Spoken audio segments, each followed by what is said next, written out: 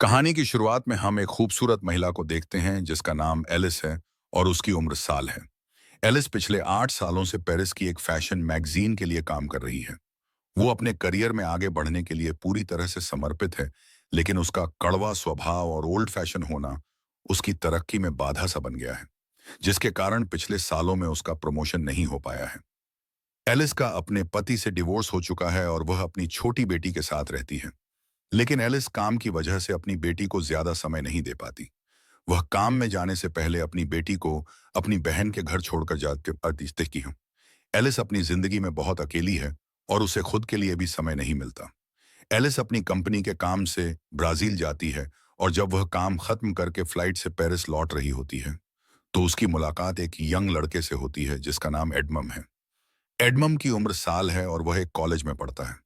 एडमम ने economy class की seat book की थी, लेकिन उसके सीट में दिक्कत होती है, इसलिए उसे बिजनेस क्लास में एलिस के पास बैठा दिया जाता है। एडमम पहली बार बिजनेस क्लास की सीट पर बैठकर काफी खुश होता है, जबकि एलिस अपने लैपटॉप पर काम कर रही होती है। लैंडिंग के दौरान प्लेन में तेज टर्बुलेंस शुरू हो जाती है, जिससे एलिस बहुत डर जाती है और एडमम का हाथ पकड़ लेती है। यह देखकर एडमम मन ही मन बहुत खुश हो जाता है, क्योंकि पहली बार किसी लड़की ने उसके साथ ऐसा किया था और वो एलिस से आकर्षित हो जाता है। कुछ देर बाद प्लेन लैंड करता है और एलिस जाने लगती है। एडमम उससे बात करना चाहता है, मगर एलिस सिर्फ बाय बोलकर निकल जाती है। तभी एडमम देखता है कि एलिस का पेन ड्राइव सीट के नीचे गिरा हुआ है। वो उसे लौटाने के लिए एयरपोर्ट के बाहर आता है, लेकिन तब तक बहुत देर हो जाती है। एलिस अपनी बहन की कार में बैठकर निकल जाती है और एडमम बस उसे जाता हुआ देखता रह जाता है। रास्ते में एलिस की बहन उसे एक लड़के के बारे में बताती है जो एक डॉक्टर है और कहती है कि उसे उससे मिलना चाहिए, पर एलिस शादी नहीं करना चाहती, इसलिए वह मना कर देती है। इस पर उसकी बहन नाराज हो जाती है। वह चाहती है कि एलिस किसी अच्छे लड़के से शादी करके एक नई जिंदगी की शुरुआत करें। इसके बाद एलिस ऑफिस जाती है, लेकिन ऑफिस में उसके कोलीग्स को उसका रूखा व्यवहार पसंद नहीं होता और वह आपस में उसकी बुराई करते हैं। हालांकि ऑफिस में एलिस का एक मेल फ्रेंड है जो उसे हर चीज में सपोर्ट करता है।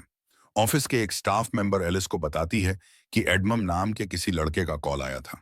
वह तुमसे बात करना चाहता है, लेकिन एलिस यह कहकर मना कर देती है कि वह किसी एडमम को नहीं जानती है। फिर एलिस अपने बॉस के पास जाती है और प्रमोशन की बात करती है, पर वो कहता है तुम्हारे लिखे हुए आर्टिकल पुराने लगते हैं, लोगों को उनमें अब कोई दिलचस्पी नहीं है। तुम्हें कुछ नया और रोमांच लाना होगा। अगर ऐसे ही चलता रहा तो मुझे तुम्हें नौकरी से निकालना पड़ेगा। यह सुनकर एलिस आज देर रात तक ऑफिस में काम करती है और सोचती है कि वह कुछ नया और रोमांच कैसे ला सकती है।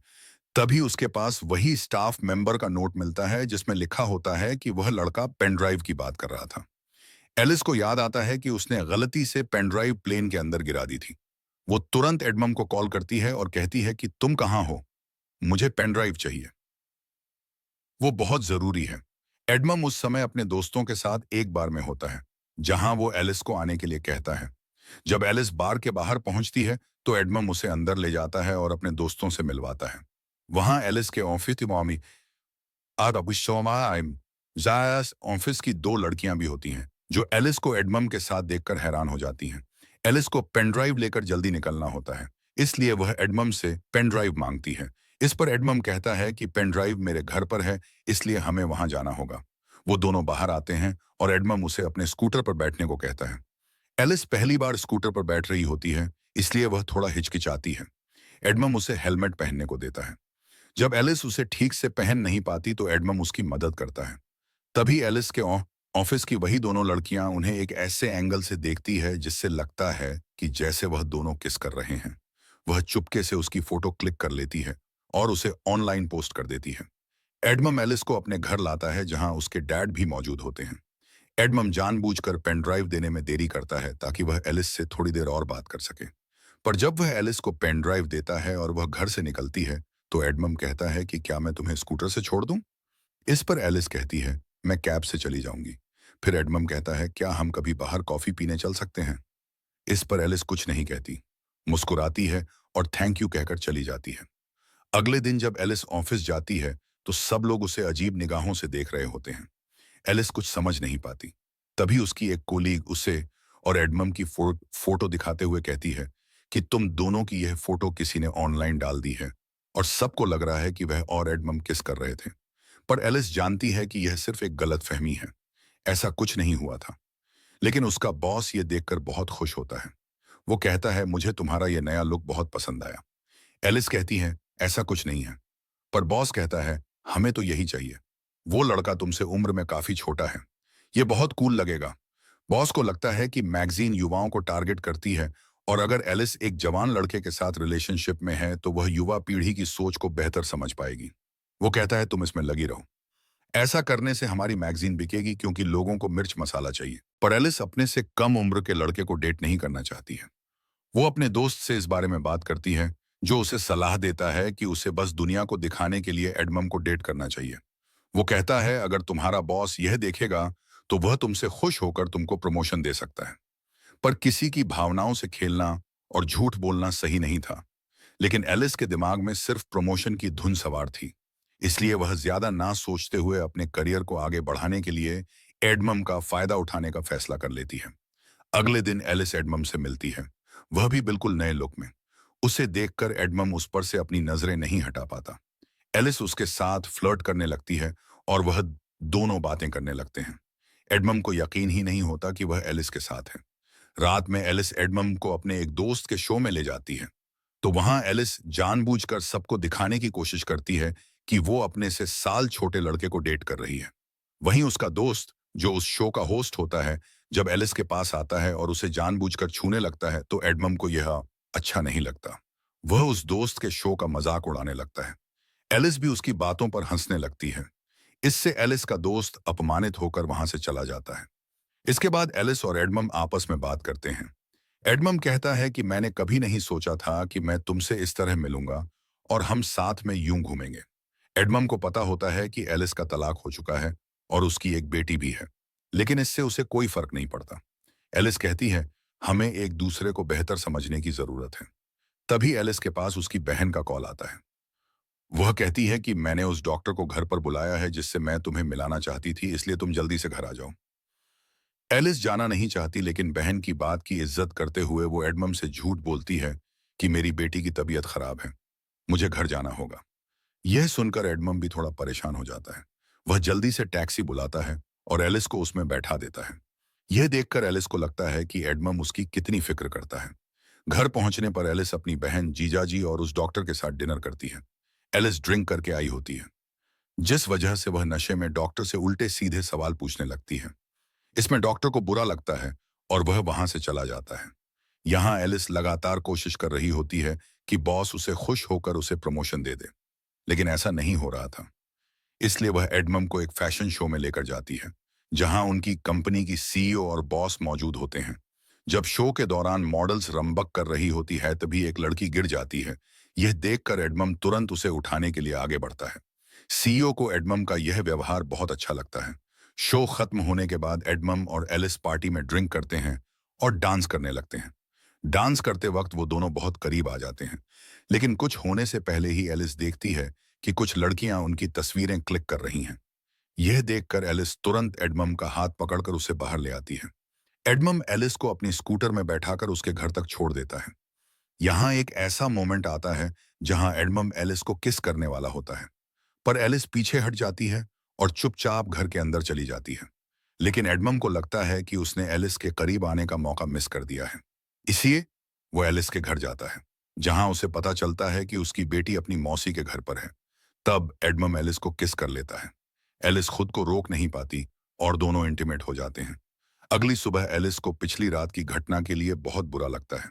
वह एडमम से कहती है कि वह घर से चला जाए, लेकिन बाहर तेज बारिश हो रही होती है। इसलिए बारिश रुकने तक एडमम घर में रुक जाता है। तभी एलिस की बहन और बेटी घर लौट आती है।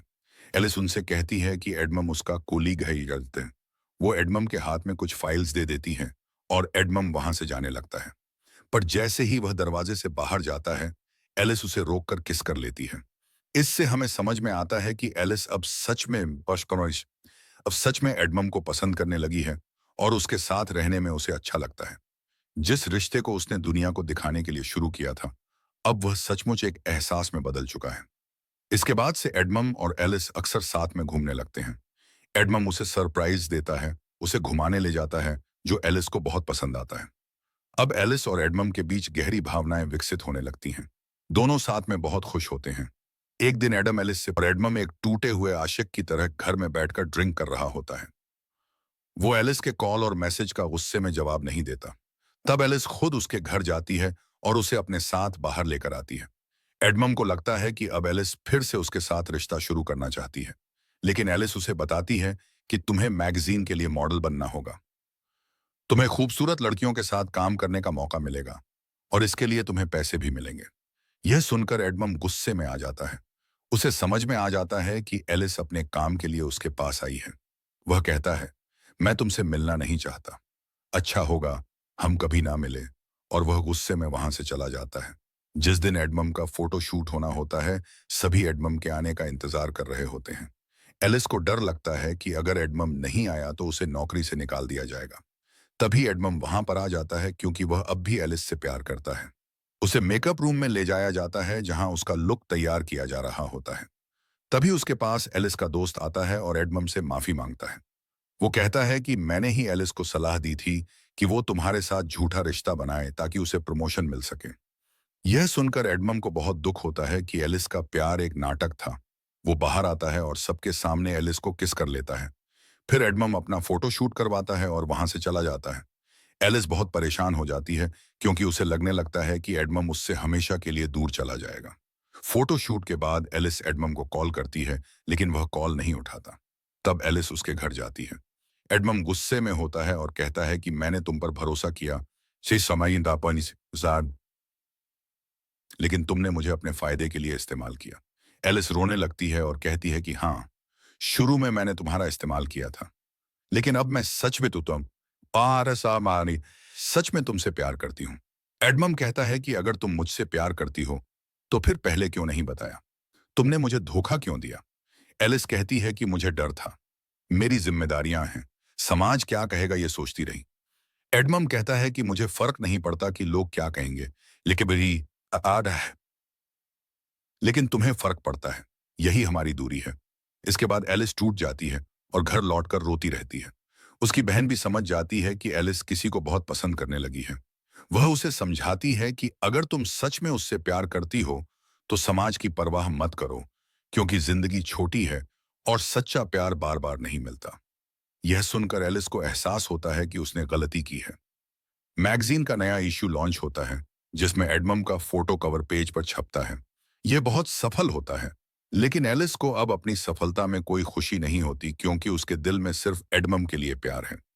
आखिरकार एलिस हिम्मत जुटाकर एयरपोर्ट जाती है, जहां एडमम पेरिस छोड़कर अपने कॉलेज के लिए किसी और शहर जा रहा होता है। एलिस उसके पास दौड़कर जाती है और कहती है, मैं तुमसे प्यार करती हूँ और मुझे अब किसी की परवाह नहीं कि लोग क्या कहेंगे। एडमम पहले गुस्से में होता है, लेकिन एलिस की सच्चाई और आंखों के आंसू देखकर उसका गुस्सा पिघल जाता है। वो दोनों गले लगते हैं और किस करते हैं। कहानी का अंत होता है जहां एलिस और एडमम समाज की परवाह किए बिना एक दूसरे के साथ रहने का फैसला करते हैं। एलिस को प्रमोशन भी मिल चुका होता है, लेकिन अब उसे समझ आता है कि असली खुशी करियर की ऊंचाई में नहीं, बल्कि उस इंसान के साथ होती है जिससे आप सच में प्यार करते हैं।